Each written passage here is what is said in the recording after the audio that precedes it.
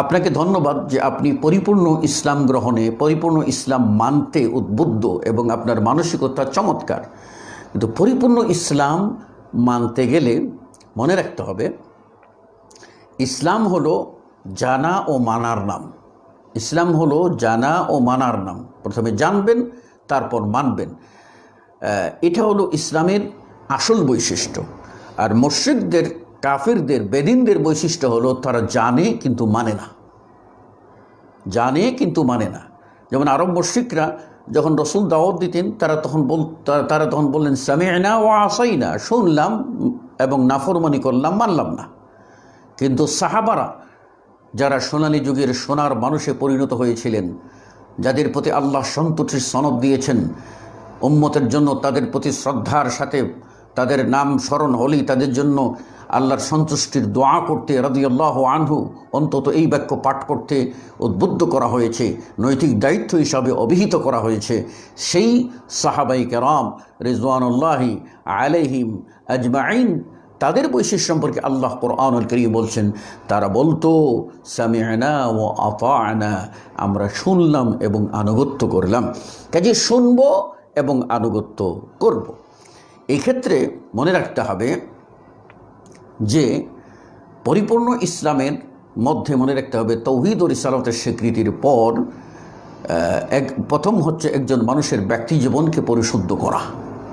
তারপর দ্বিতীয় অংশ হচ্ছে পরিবার ও সমাজকে পরিশুদ্ধ করা। তো প্রথম অংশে একজন ব্যক্তির জন্য আপনার সালাত এবং সিয়াম, যার মাধ্যমে সে নিজে শুদ্ধি অর্জন করতে পারে এবং প্রকৃত মানুষ হতে পারে, মানবীয় গুণ অর্জন করে সে ধন্য হতে পারে। যখন ওই মানুষটা একটি খাঁটি মানুষে পরিণত হবে, মানবতার গুণ ও বৈশিষ্ট্য তার মাঝে পরিলক্ষিত হবে, তখন ওই মানুষটাই সমাজের জন্য একটা কল্যাণকর ব্যক্তিতে পরিণত হবে। সমাজের একটা আদর্শ সমাজ বিনির্মাণে এই লোকটি একটি পিলারের কাজ করবে, একটি স্তম্ভের কাজ করবে, বড় একটা কর্নার হয়ে যাবে। তার প্রয়োজনীয়তা মানুষ উপলব্ধি করবে। তখনই সমাজ যখন গঠন করতে যাবে, তখন প্রয়োজন হবে যে সেই ক্ষেত্রে যেটা প্রয়োজন সেটা হলো ইসলামী যাকাত ব্যবস্থার মাধ্যমে সমাজের ধনী গরিব সকলের মধ্যে একটা সমতা নিয়ে আসা, আর্থমানবতার সেবার এগিয়ে আসা, পাশাপাশি হজ এই গুরুদায়িত্ব পালন করার যাদের এবিলিটি আছে, ইস্তেতাআত আছে, ক্ষমতা আছে, তারা সেগুলি পালন করার মাধ্যমে তাওহীদের আসল শিক্ষা উপলব্ধি করবেন এবং মুসলিম সভ্যতা বিশ্বব্যাপী কেমন করে গড়ে তোলা যায় সে ব্যাপারে তারা উদ্বুদ্ধ হবেন এবং একে অন্যকে জানবেন। এর মাধ্যমে আদর্শ সমাজ গঠিত হবে। তখন মানুষ এটা দুনিয়ায় পূর্ণাঙ্গ একটি জীবনধারা তারা পাবে। এক্ষণে আমাদের মনে রাখতে হবে যে আল্লাহ রাব্বুল আলামিন প্রত্যেক মানুষকে তার সাধ্যের মধ্যে যেটুকু সম্ভব সেটুকু দায়িত্ব অর্পণ করেছেন। লা ইউকাল্লিফুল্লাহু নাফসান ইল্লা ওয়াসআহা, কোনো মানুষকে সাধ্যের অতিরিক্ত আল্লাহ বোঝা চাপিয়ে দেননি, সাধ্য মতো। এই জন্য আল্লাহ রাব্বুল আলামিন কোরআনুল কারীমে অপর আয়াতে বলছেন ফাত্তাকুল্লাহা মাস্তাতা'তুম, তোমরা সাধ্য অনুযায়ী আল্লাহকে ভয় করো। কাজেই সমাজে এমন কিছু পাওয়া যাবে যেগুলি মানুষের জন্য মানবীয় গুণের বিপরীত, পশুত্ব স্বভাবের সে ব্যাপক প্রচলন, সেগুলি থেকে দাওয়াত ও সবরের মাধ্যমে অতিক্রম করতে হবে এবং এগুলিকে মনে প্রাণে ঘৃণা করে এগিয়ে যেতে হবে। আর যে সকল ভাইয়েরা এমন জায়গায় থাকেন যেখানে তার অতি সংখ্যালঘু, তারা অবশ্যই নিজেরা এই দাওয়াতের মেহনতের মাধ্যমেই তাদের জীবনের পরিপূর্ণতা, ইমানের পরিপূর্ণতা এসে যাবে। কেননা এমনও নবী ও রসুল অতিবাহিত হয়েছেন, প্রিয় নবী সাল্লাল্লাহু আলাইহি ওয়াসাল্লাম বলছেন যে তাদের একজন অনুসারী হবেন না। অনুসারী তারা চেষ্টা করেছেন, নবুয়ত জিন্দেগি অতিক্রম করেছেন, মানুষের দুয়ারে দুয়ারে করেছেন, কেউ দাওয়াত গ্রহণ করে নেই, এমনও নবী পাওয়া যাবে। তাহলে তিনি কি নবুয়তের দায়িত্ব পালন করেননি? তিনি কি ইসলাম পূর্ণাঙ্গ মানেননি? নিশ্চয়ই মেনেছেন, নিশ্চয়ই বাস্তবায়ন করেছেন, নিশ্চয়ই চেষ্টা করেছেন, কিন্তু তার কোনো উম্মত নাই। এর দ্বারা আমরা যেন হতাশ না হই, বরং আমরা আদর্শ ব্যক্তি, পরিবার ও সমাজ গঠন ও রাষ্ট্র গঠন সব কিছুতে আমরা এগিয়ে আসি। আল্লাহ রাব্বুল আলামিন আমাদের সকলকে তৌফিক দান করুন, আমিন।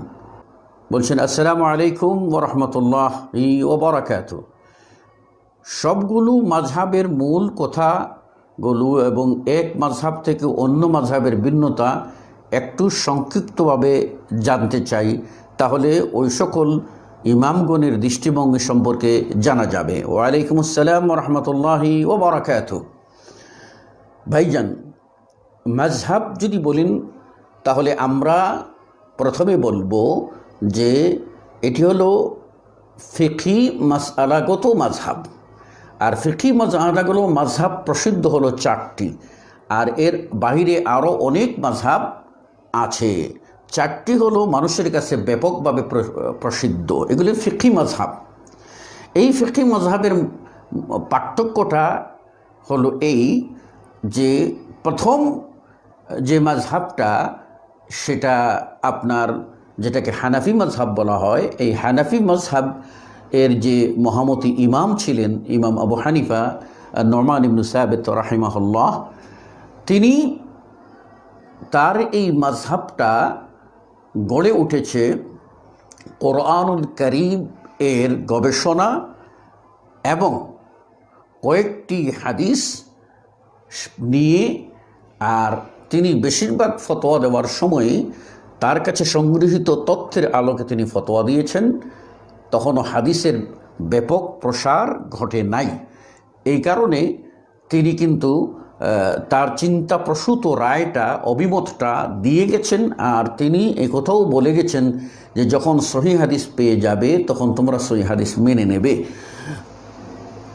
বর্তমান তার পরবর্তী যুগ অর্থাৎ 400 হিজরির পর থেকে যখন মুসলিমরা এই 4টি স্কুল অফ থটে বিভক্ত হলো, তখন দেখা গেল যে হানাফি মাযহাবের অনুসারীরা ইমাম আবু হানিফার নামে অতিরঞ্জন করে তারা ইমাম আবু হানিফার মনোনীতি থেকে সরে আসলো এবং তারা নিজেরা ইমাম আবু হানিফা এর নামে অনেক মাসআলা ও মাসাইল তারা চালিয়ে দিল এবং তারা দলিল পাওয়ার পরেও, হাদিস পাওয়ার পরেও সেগুলিকে না মেনে বরং মাযহাবের ফতোয়াকে মানল। এটা হলো তাদের বৈশিষ্ট্য।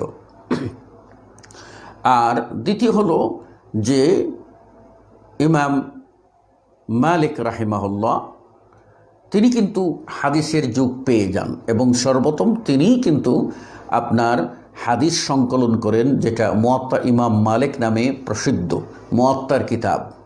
তো তিনি কিন্তু হাদিস ভিত্তিক ফতোয়া দেওয়া শুরু করেন, সুন্নাহ ভিত্তিক ফতোয়া দেওয়া শুরু করেন।